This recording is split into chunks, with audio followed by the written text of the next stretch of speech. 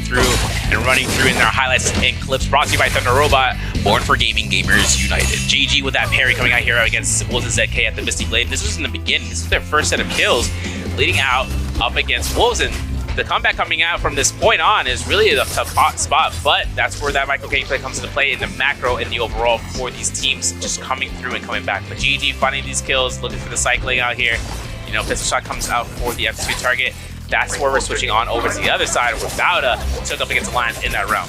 Yeah, you see his POV, you see just how precisely he is tracking with those whips, finding the cross up, again, tracking the scales directly, trapping Revenge's landing, jumping LMB, jumping RMB, jumping LMB, closing it out, giving no counterplay. Alliance NY7 on the outside, bringing his team from the depths. A minute 30, they're going to get that salty run back onto Bauda. Multiple players dumping in, it's not going to matter. NY7 is going to clean it up for his team, and in this endgame, you see him perfectly in position, holding for the zone for as long as possible, shoving everyone in and out, keeping his health nice and healthy, finding all those last hits, and on the back of NY7, Alliance is going to take the first MVP of the day. A lot of chances here of seeing it for NY7, but can't forget our Tempies out here. LXM picking up himself the MVP for Team Alliance, and this is going to be for gaming.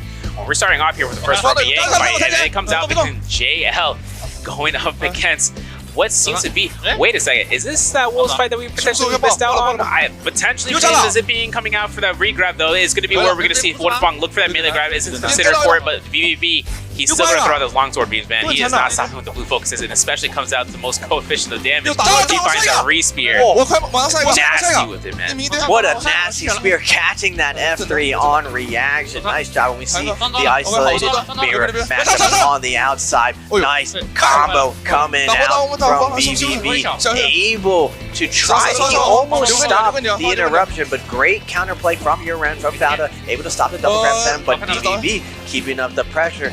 Consistent neutral pressure, staying on top. Not even one neutral loss here, just gets the parry off. Both of them down to 1 HP, not giving up the parry at all. Getting the light attacks going, getting the stagger going, and now the heal off situation. So VVV does not drop this. A master of these end games. He's gonna grapple stall out, use the spear to stay as high as possible in the air. So high up, the V1 is not gonna even hit him.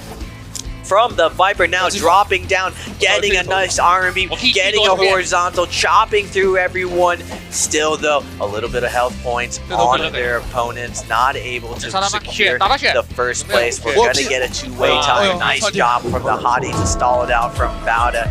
JL is gonna come out on some highlights. I don't ever slow up, no I don't take shit. I got no love for the fakeness. If you wanna play tough and wanna hate this, I'll always show up.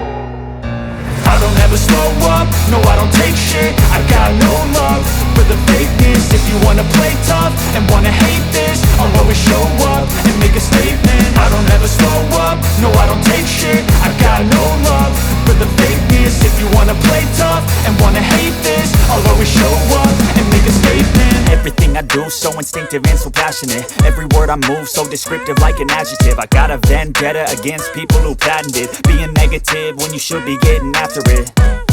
I got facts over tracks, this and that. Spitting slow, spitting fast. I could roast, I could gas. Think I'm okay at last, but I don't know if that can erase all the past. And the pettiness, a reflection of the emptiness. Hilarious, you think you're worth my time, you're delirious. Mysterious, because you hide behind a fake exterior. Inferior, you know I'll always be a bit superior. Get off of me, this ain't no humble brag. I want opting in with that V1 Syra at the very last possible moment. The test and chance can still proc away for HB for that take damage, but they still have the shield wall goes up. SS goes down. TXJ looking for last hit confirmations and trying to cope for it as he finds the Valda, but they themselves are going to be the bearers of very bad news. They can both survive for endgame. They're both not going to die whatsoever. Zai, I think this is the most damage we've seen throughout the whole tournament. 40k on the back of B. Going to be taking it forward 20% of those points into that grand finals, but here we are yet again with those highlights off the back of that game. The MVP for BBE, sponsored by Thunder Robot. Take it away, Moxie. we got a bit of an engagement here that we got to take a look at early on between Alliance and DRG. Yeah, Kakaishi absolutely coming away the MVP with that Cyrus stun setup. His wolves inside that realm of Yang RMB back-to-back thrown out from Nai HQ on that Cicada. Grapples into position, the 1, the 2, just absolutely holding down that stagger so his players can converge on that one last player.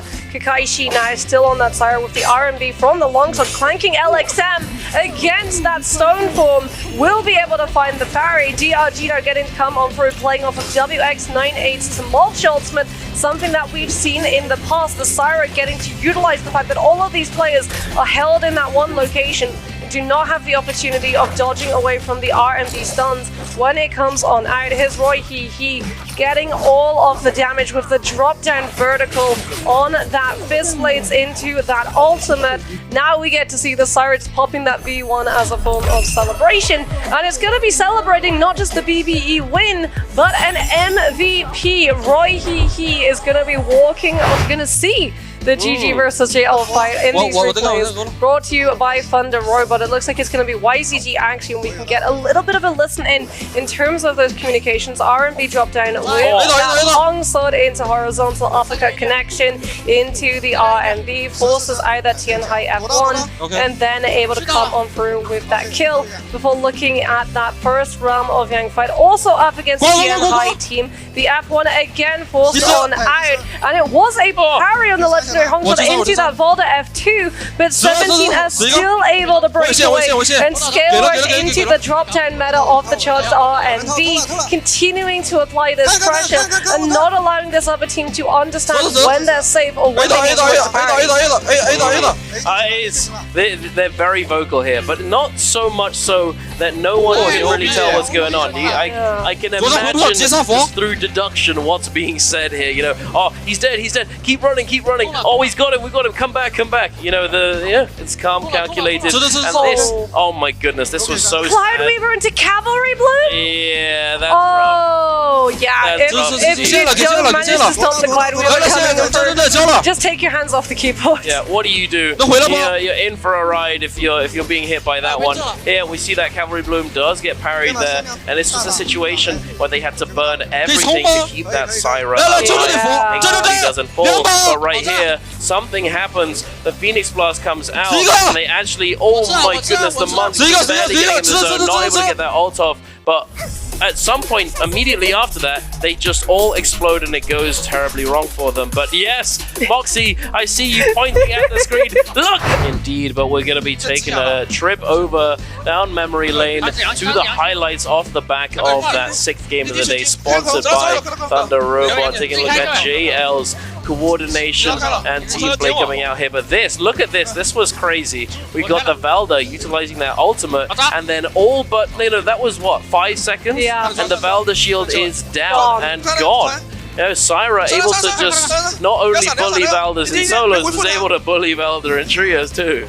Yeah, but you can see that VVV actually went for the bait and switch, making it look like he was trying to go for a little bit of a heal behind that pillar before 180 swinging in with that Volda F1, connecting onto the Cicada, who have been tasked with tracking him down.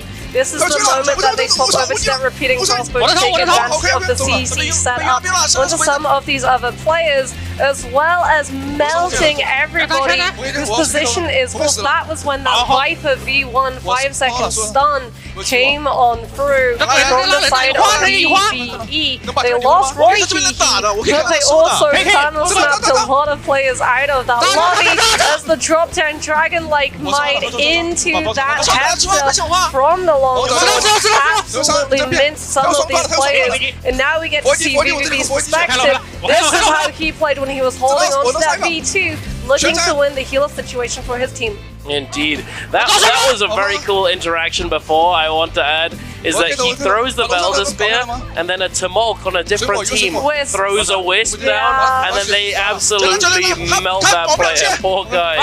And it was BBE on that Wu Chen. That's how he went down. And we were wondering, oh, he goes down? How does this happen? What happened? It was because they were singled out. We talked about it at the start of the game. They were the only Wu Chen Tessa Viper composition in that lobby, and they got singled out. They stuck out like a sore thumb and